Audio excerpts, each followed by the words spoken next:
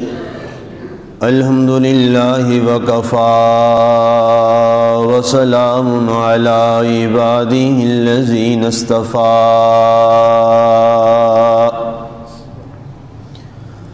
خصوصا علی سید ولد آدم محمد المصطفى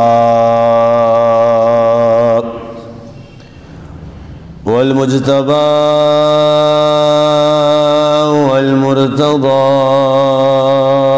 وعلى إمام الأنبياء سيد المرسلين خاتم النبيين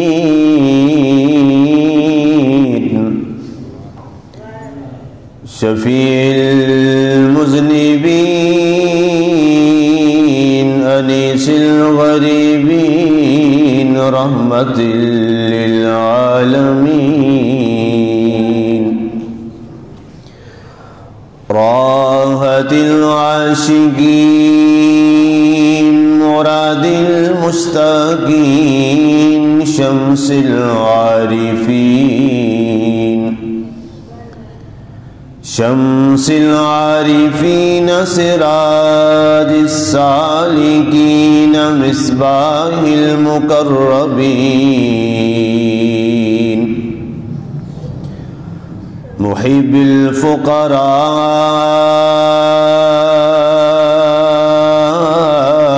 والغرباء واليتامى والمساكين سيدنا وسندنا ومحبوبنا ومحبوب ربنا ومحبوب رب عرش ربنا ومحبوب رب فرش ربنا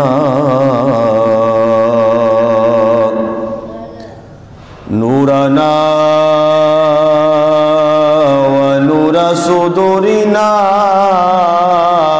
ونور قبورنا ونور ظاهرنا ونور باطننا ونور أولنا ونور آخرنا سيدنا محمدا عبده ورسوله أما بعد فأعوذ بالله من الشيطان الرجيم بسم الله الرحمن الرحيم ألا إن أولياء الله لا خوف عليهم ولا هم يحزنون الذين آمنوا وكانوا يتقون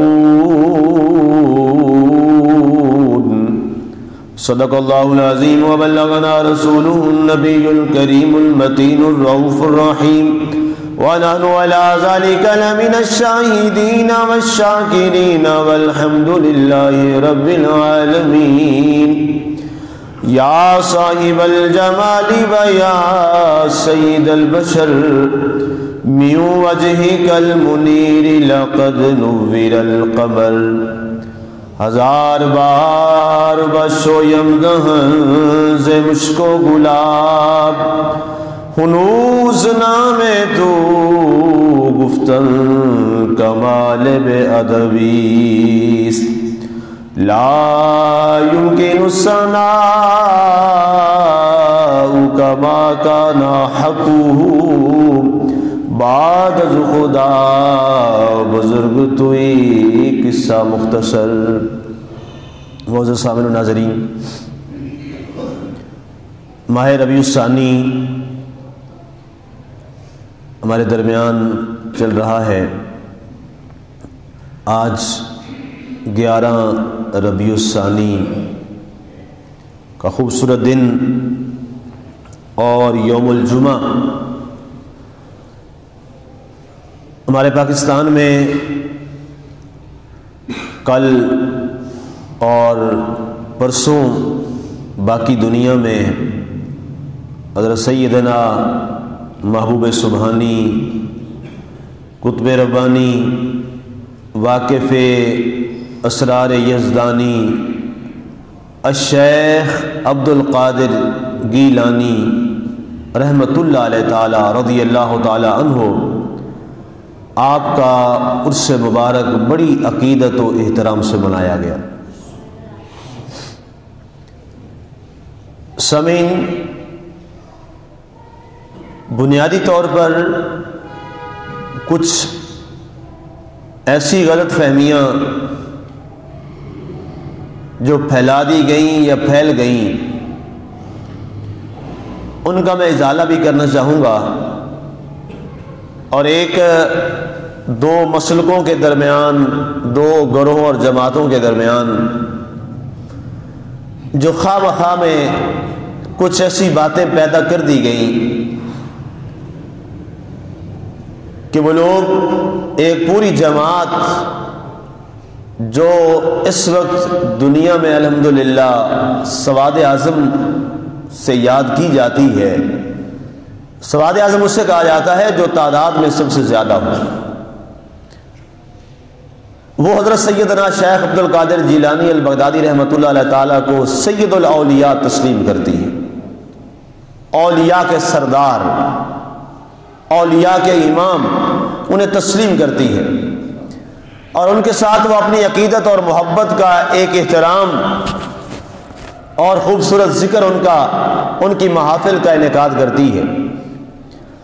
دوسری جانب ایک گروہ وہ ہے کہ جو اس کو بدعت کے لفظ سے یاد کرتا ہے، کبھی اس کو خرافات کے نام سے یاد کرتا ہے، کبھی اسے ایک شریعت میں اضافہ اس کے نام سے یاد کرتا ہے۔ بنیادی طور پر بڑے علماء کے درمیان ایسے مسائل نہیں ہیں، یہ نچلے لیول پر اور سطحی سوچوں تک یہ باتیں چلتی ہیں، چونکہ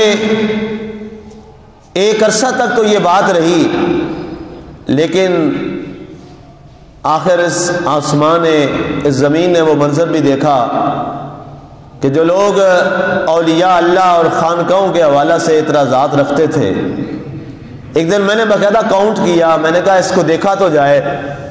ظاہر ہے میرا ایک مزاج ہے کہ ہم مخاصمت اور لڑائی جھگڑے والا راستہ اختیار نہیں کرتے، یہ وہ راستہ اختیار کرتے ہیں جن کے پاس دلائل نہیں ہوتے، دلائل پیش کر دیے جائیں اور اس کے بعد معاملہ اللہ اور اللہ کے رسول پہ چھوڑ دینا ہوتا ہے، چونکہ فروعی مسائل ہیں، کوئی ایسے بنیادی مسائل تو اس میں ہے نہیں کہ جن میں اتنا لڑائی جھگڑا ڈالا جائے۔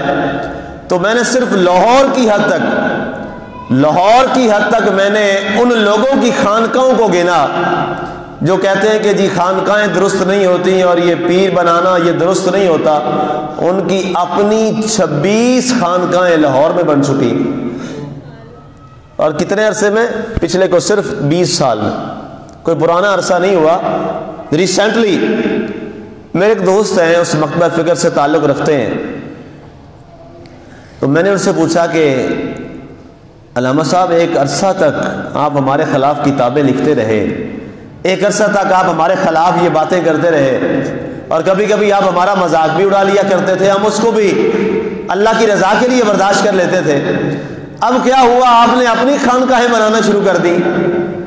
تو وہ جواب میں آپ کو بتانے لگا ہوں، اور ان کے جواب میں ہمارے بزرگوں کی حقانیت اور سچائی ثابت ہو گئی، ہمارے اسلاف کی سچائی ثابت ہو گئی، جن کی خانقاہیں کوئی 20 سال کی نہیں ہیں، جن کی خانقاہیں 800-900 سال سے چلی آ رہی ہیں۔ کہنے لگے ہم نے دیکھا کہ یار ہم نے اتنی کوششیں کر لی ہیں، اتنی محنت کر لی ہے، لوگ اس جانب آتے ہی نہیں ہیں۔ ہم دیکھتے ہیں کہ جناب صبح ہوتی ہے تو علی حجویری کے دربار پہ رش ہوتا ہے، دوپہر ہوتی ہے تو علی حجویری کے مزار پہ رش ہوتا ہے، شام ہوتی ہے تو علی حجویری کے دربار پہ رش ہوتا ہے۔ ہم نے کہا کیوں نہ ہم بھی ان والا راستہ اپنا لیں، تو میں نے کہا پھر آپ کو یہ ماننا پڑے گا میں نے کہا پھر جب آپ نے یہ کام شروع کیا تو پھر یہاں رش گھٹ گیا؟ کہتے ہیں نہیں، ہجوم تو یہاں بھی رہا، لوگ ہماری طرف آنا شروع ہوئے لیکن اتنا ہجوم نہ ہو سکا۔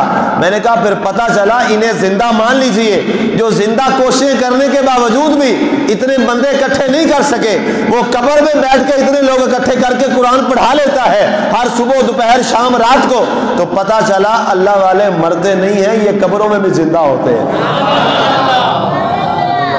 کوئی مرنے والوں کے پاس تو میاں کوئی نہیں جاتا جس کو کسی سے کچھ نہ ملے۔ میں سادہ سی بات کروں، سادہ سی آسان لفظوں میں بات کروں، آپ یہاں میرا خطبہ سننے آتے ہیں، میں یہاں آپ کو کوئی علمی بات نہ دوں۔ صبح ہمارا درس قرآن ہوتا ہے، فجر کی نماز، الحمدللہ علاقے میں سب سے بڑی فجر کی نماز ہماری ہوتی ہے، بلکہ لاہور کی چند جگہ جہاں پر بہت بڑی نماز ہوتی ہے وہ ہماری مسجد کی ہوتی ہے۔ کیوں؟ وجہ کیا ہے؟ نمازیں تو باقی علاقے کے لوگ بھی یہاں پہ فجر کیوں پڑھتے ہیں؟ جماعت تو وہاں بھی ہوتی ہے، کس لیے آتے ہیں کہ جناب وہاں نماز کے بعد درس قرآن ہوتا ہے، وہاں سے کوئی چیز ہم سیکھ کے آتے ہیں۔ اگر ایک دو دن تو آپ دھوکے میں آ جاتے اور میں آپ کو کوئی بات نہ سکھاتا نہ بتاتا تو چوتھے دن بندہ کوئی نہ آتا، پانچویں دن مسجد پھر وہی بزرگ 5 7 10 نمازی رہ جاتے اور بس اللہ اللہ خیر صلاح۔ لیکن آپ کو کچھ ملتا ہے، لوگ آ جاتے ہیں، جمعے کا خطبہ ہے، آپ کو کوئی کام کی بات ملتی ہے، آ جاتے ہیں۔ اگر میں آپ کو کوئی دین کی بات یہاں صحیح نہ سکھا سکوں تو ایک جمعے آئیں گے، دوسرے جمعے آئیں گے، تیسرے جمعے آپ بھی کہیں گے نہیں جب عربی خطبہ شروع ہوگا تب چلے جائیں گے اور میں 10 لوگوں کو بیٹھ کے یہاں خطبہ ختم کر دوں گا۔ پتہ چلا جب کوئی کہیں سے ملتا ہے تو دوبارہ لوگ پھر جاتے ہیں، اگر کسی کو کچھ نہ ملتا ہو تو وہاں 10 دن کے بعد بھی کوئی بندہ جاتا نہیں ہے۔ اور ہمارے علی حجویری کو رحمت اللہ علیہ تعالیٰ کو دنیا سے گزرے ہوئے کتنے 100 سال بیت گئے، اس کے بعد بھی ہجوم کم نہیں ہوا بلکہ آئے دن ہجوم بڑھتا چلا جا رہا ہے۔ ہم نے پوچھا میاں آنے والوں سے کہ جناب کہاں سے آئے ہو؟ جناب ہم تو صادق آباد سے آئے ہیں۔ دوسرے سے پوچھا تم کہاں سے آئے ہو؟ جناب ہم تو مظفر گڑھ سے آئے ہیں۔ جناب آپ کہاں سے آئے؟ اور میں جناب وہاں بارڈر سے آیا۔ آپ؟ جی میں بہاولپور سے آیا۔ کوئی لوگ ملتے ہیں، جناب میں تو سندھ سے آیا ہوں۔ اور اتنا سفر کر کے میاں آئے ہو، کیا لینے آئے ہو یہاں پہ؟ کہتے تمہیں نہیں معلوم یہاں کیا ملتا ہے، یہاں پہ بس ایک نیت لے کے آؤ اور ارادہ لے کے آؤ۔ ہمارا فلاں ایک دفعہ آیا تھا، اس کی کوئی بات نہیں بن رہی تھی، اس نے آ کے واسطہ دیا، کہا مولا میں تو اتنا اچھا نہیں ہوں لیکن جس کے پاس آیا ہوں وہ تیرا بڑا پیارا بندہ ہے، اس کے بدلے میں مجھے بھی کچھ دے دے۔ تو اللہ نے اس کے صدقے میں مجھے بھی عطا کر دیا۔ تو کہتے تمہیں نہیں معلوم ہمارے اعلیٰ حضرت نے بات ہی حل کر دی تھی، کون دیتا ہے دینے کو منہ چاہیے، دینے والا ہے سچا ہمارا نبی۔ کہتے کچھ ملتا ہے تو آ جاتے ہیں۔ میں نے ایک حدیث پاک پڑھی، سرکار دو عالم صلی اللہ علیہ وآلہ وسلم نے فرمایا الا ان اولیاء اللہ لا یموتون ولکن ینتقلون من دار الی دار۔ یہ حدیث پاک ہے۔ سرکار نے فرمایا خبردار، الا ان اولیاء اللہ لا یموتون، خبردار جو اللہ کے ولی اور دوست ہوتے ہیں وہ مرتے نہیں ہیں۔ لا یموتون، یہ سرکار فرما رہے ہیں، لا یموتون، انہیں موت نہیں آتی، وہ مرتے نہیں ہیں، بس ایک لمحہ کے لیے موت آئی۔ وہ کل نفس ذائقۃ الموت والا معاملہ تو نبیوں سے بھی گزرنا ہے، جب سرکار سے گزر گیا پھر باقی کچھ نہ بچا۔ ولیکن ینتقلون من دار الی دار، فرمایا بلکہ وہ ایک گھر سے دوسرے گھر کی جانب منتقل ہو جاتے ہیں، ایک گھر کو چھوڑ کر دوسرے گھر میں چلے جاتے ہیں۔ کون کہتا ہے اللہ والے مر گئے، قید سے چھوٹے اپنے گھر گئے؟ دنیا تو قید ہے۔ سرکار سے سوال کیا گیا یا رسول اللہ صلی اللہ علیہ وسلم دنیا کے بارے میں آپ فرمائیے۔ سرکار نے فرمایا الدنیا جیفۃ و طالبھا کلاب، الدنیا جیفۃ للمؤمن و جنت للکافر، فرمایا دنیا کافر کے لیے جنت ہے اور مومن اور ایمان والے کے لیے قید خانہ ہے۔ فرمایا ایمان والے کے لیے دنیا قید خانہ ہے، جیسے قید میں قیدی کو صحبتیں نہیں ہوتی، مصیبتیں، تکلیفیں، مصائب، آلام، دکھ، مصائب، تکلیفیں، رنجشیں، پریشانیاں۔ فرمایا بندہ مومن کے لیے دنیا کیا ہے؟ یہ ایک مصائب و آلام کا گھر ہے، یہ دکھوں کا گھر ہے، یہ تکلیفوں کا گھر ہے، یہ آزمائشوں کا گھر ہے۔ فرمایا کافر کے لیے جنت ہے، کافر دنیا میں خوش رہتا ہے۔ آج دیکھ لو دنیا میں کافر دنیا بڑے عیش و آرام میں ہے۔ کسی ایک نان مسلم ملک میں یہ حالات نہیں ہے جو ہمارے مسلمانوں کے ملکوں کے حالات ہیں۔ وہ بڑی عیاشیوں میں رہتے ہیں، وہ بڑی عیش میں رہتے ہیں، عیش پرستی میں رہتے ہیں۔ اب سوال یہ ہے کہ اللہ کا دوست اولیاء اللہ، یہ تو عربی زبان کا لفظ ہے جو قرآن نے استعمال فرمایا اور حدیث نے بھی استعمال فرمایا، سرکار نے بھی استعمال فرمایا۔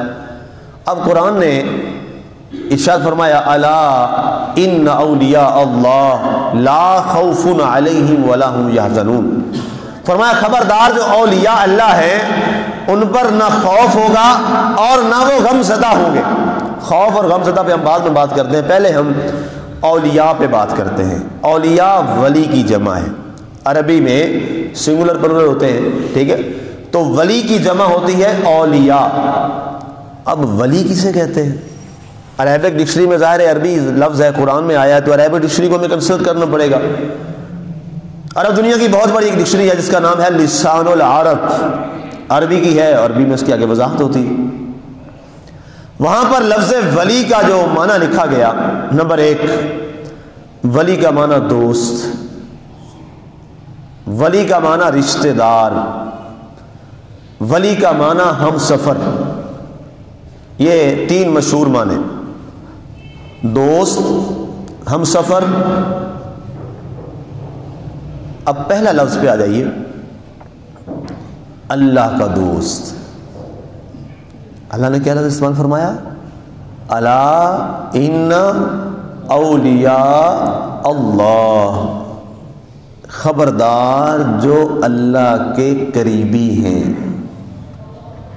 جو اللہ کے قریبی ہیں، جو اللہ کے ساتھ دوستی والا تعلق رکھتے ہیں۔ اب سوال یہ ہے کہ دوستی کا تعلق اللہ کے ساتھ، اللہ کے ساتھ جس بندے کی دوستی کا تعلق ہو جائے، میں اب سوال کروں آپ سے، دنیا کی ایک مثال دے کے میں آپ کو یہ بات سمجھانے میں ذرا آسانی ہو جائے گی۔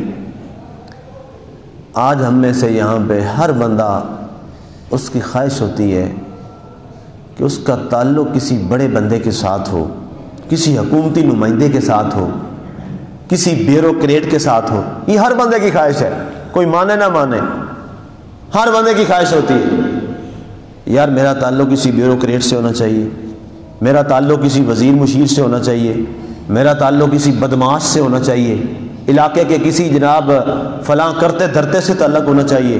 کیوں؟ جب کل کوئی مسئلہ بنے گا تو مجھے پریشانی نہیں ہوگی، وہ میرے ساتھ کھڑا ہوگا۔ اور جس کا تعلق ہوتا ہے وہ جناب پھولا نہیں سماتا، جب کبھی کہیں پہ بات ہو تو کہتا ہے اچھا میں تو اس سے نبھر لوں گا، تجھے پتہ نہیں ہے میرا فلاں کے ساتھ تعلق ہے، تجھے پتہ نہیں ہے میرا فلاں وزیر کے ساتھ تعلق ہے۔ اور یہاں تو وزیر کی بات، وزیر کا ڈرائیور بھی کسی کو کہتا تجھے پتہ نہیں میرا وزیر کا ڈرائیور میرا دوست ہے، فلاں اس کا جو گن مین ہے وہ میرا دوست ہے، میں تجھے وہاں سیٹ کروں گا تجھے پتہ ہی نہیں چلے گا۔ اے بتاؤ وزیر اور مشیر ہمیشہ رہنے والے ہیں یا ان کی بادشاہی کوئی ہمیشہ رہنے والی ہے؟ آج ہے تو کل نہیں ہوگی، کل کے بادشاہ ہوتے ہیں اگلے دن کے وہ قیدی ہوتے ہیں، کل کے بیوروکریٹ ہوتے ہیں اور اگلے دن جناب وہ دروازوں پہ دھکے کھا رہے ہوتے ہیں۔ ہم نے بڑے بڑے جناب ایسے لوگوں کو ہم نے اولڈ ہاؤس میں دیکھا ہے ذلیل ہوتے ہوئے، اور بڑے بڑے بادشاہوں کو، ریاست کے بادشاہوں کو ہم نے بند بختر گاڑیوں میں، جیلوں میں، وہاں سے آتے ہوئے عدالتوں میں نہیں دیکھا آپ نے اور میں نے؟ دیکھا ہے کہ نہیں دیکھا اپنی نگاہوں میں؟ حال میں ہی سب نے دیکھا ہے، کل کے جناب فرما روا تھے آج کے قیدی ہیں، کل کے جناب بادشاہ تھے آج کے رسوائے زمانہ ہیں، کل کے جناب وہ بڑے اپنے آپ کو کہتے تھے ہم ملک کے مالک ہیں، آج بطور فقیرانہ جیسے کوئی فقیر بھی ملک میں رہ سکتا ہے وہ ملک میں بھی نہیں آ سکتے، ملک کی زمین ان پہ تنگ کر دی گئی۔ تو یہ کیا ہے؟ یہ کوئی بادشاہی ہے؟ بادشاہی میاں وہ ہوتی ہے جو ہمیشہ کے لیے ہوتی ہے، زندہ ہوں تب بھی ہوتی ہے، چلے جائیں پھر بھی بادشاہی ہوتی ہے، اسے کہا جاتا ہے بادشاہی۔ تکبیر،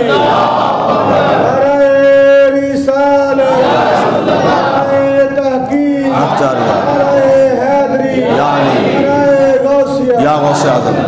اب سنیے، بادشاہی وہ نہیں ہوتی آج تو کوئی سلوٹ کر رہا ہے اور کل وہی دھکے دے کے گاڑی میں بٹھا رہا ہو، چل تیری پیشی ہے، تو پتا چلا یہ جو سلوٹ ہوتے تھے وہ اس بندے کو نہیں تھے، وہ اس کے عہدے کو تھے۔ وہ جو سلوٹ ہوتے تھے وہ کس کے تھے؟ وہ اس کے عہدے کے تھے۔ وہی جناب آپ کی فورس جو کل تک اس کو سلوٹ کرتی تھی آج اس کے مخالف کو سلوٹ کرتی ہے۔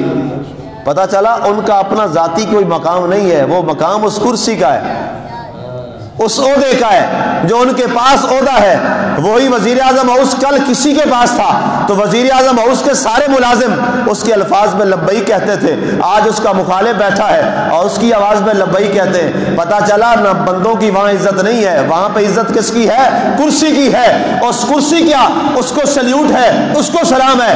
تو آئیے بتائیے جن کی یہ عارضی یہ زندگی ہے ان کے مقام یہ ہو جائے، لوگ ان کا تعلق جڑ جائے تو وہ پھولے نہیں سماتے۔ اور میاں رب کی بادشاہی ازلوں سے ہے، ابدوں تک ہے، جس کی دوستی کا تعلق میرے رب سے ہو جائے اس کا مقام کیا ہو جائے گا، اس کا درجہ کیا ہو جائے گا۔ آئیں اس کا ایک جھلک دکھاتے ہیں غوث پاک کے حوالہ سے۔ حضور غوث پاک رضی اللہ تعالیٰ عنہ، سبحان اللہ، آپ جمعے کا خطبہ دے رہے ہیں، اس وقت عباسی خلیفہ تھے مستنجد باللہ، بادشاہ تھے اس وقت کے، اتنی بڑی ریاست کے بادشاہ۔ تو دوران خطبہ ظاہر ہے بادشاہوں کے اندر ایک انا ہوتی ہے، خود پسندی کا یہ شکار ہوتے ہیں، یہ شہرت کے بھوکے ہوتے ہیں، یہ عزت کے بھوکے ہوتے ہیں،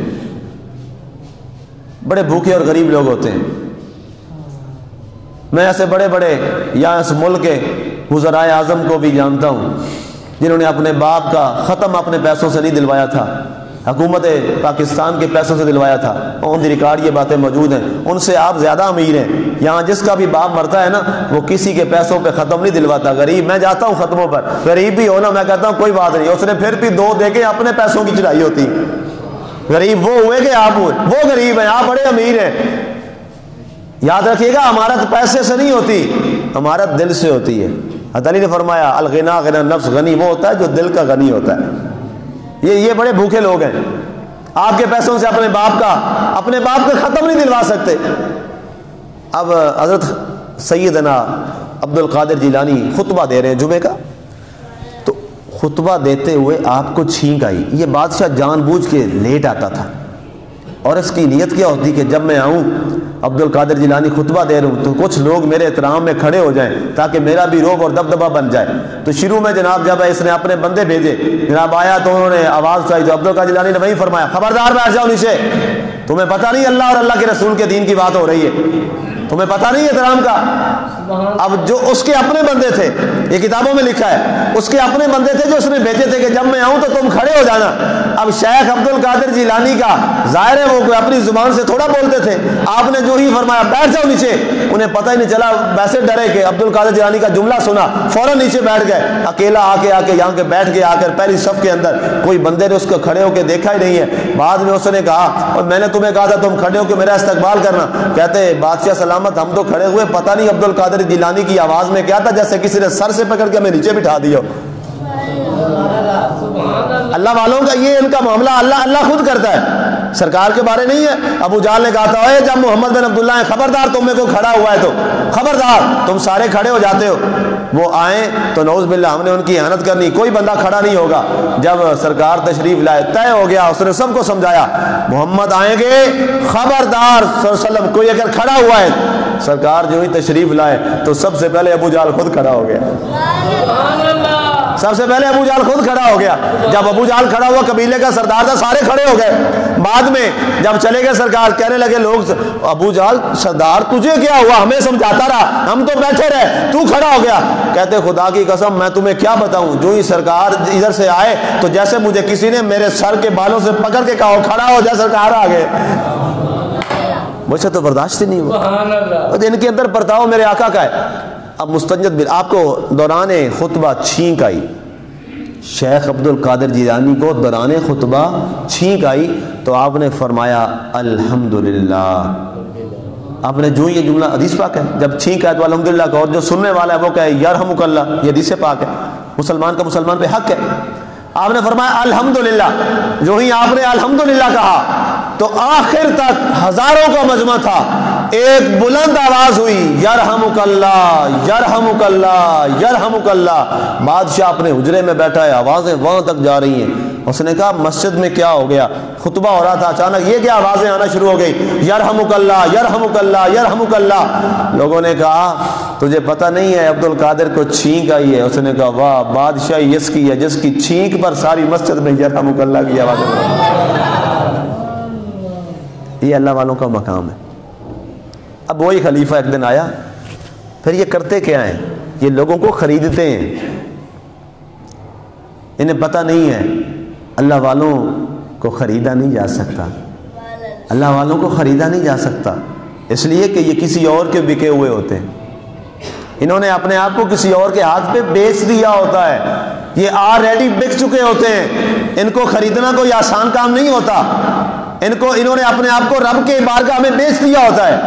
خلیفہ آیا, اس نے جناب اشرفیوں کی بہت بڑی ایک جناب پوری دشتری اور جناب ایک پوری پوٹلی جسے کہتے ہیں, اس کے اندر اشرفیاں ڈال کے نا کہا, کہتا آؤ عبد القادر کے دربار میں چلتے ہیں اور عبد القادر کو تحفہ دیتے ہیں اشرفیوں کا.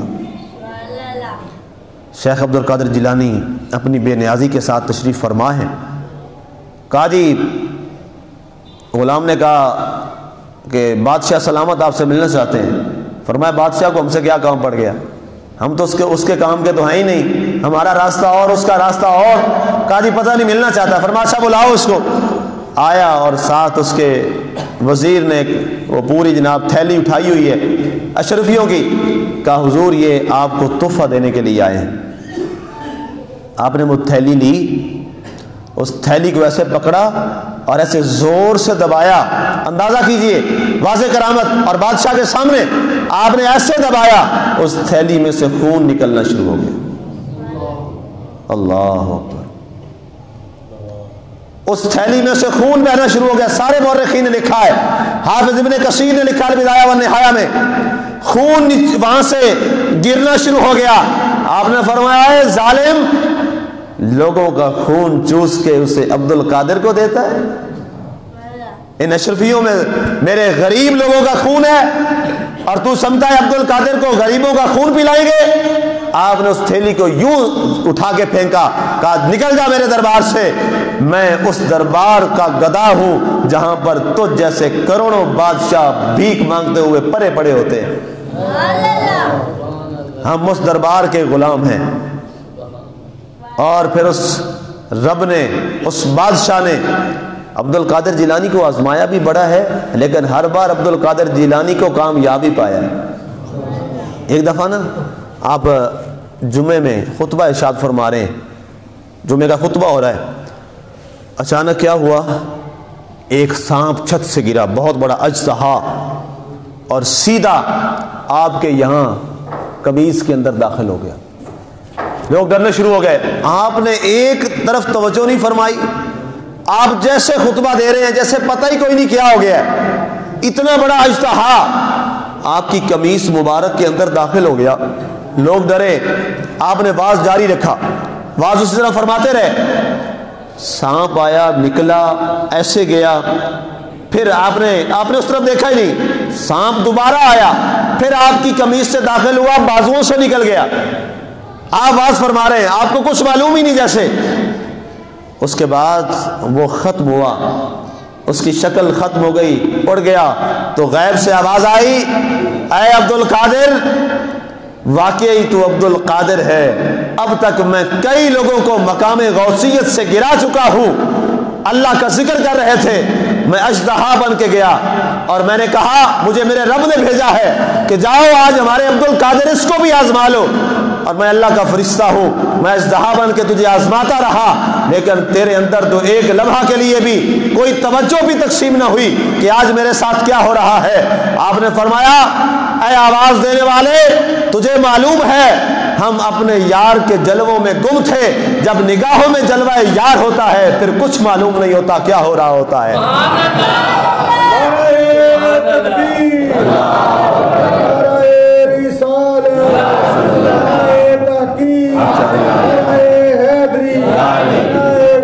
یا غوث اعظم.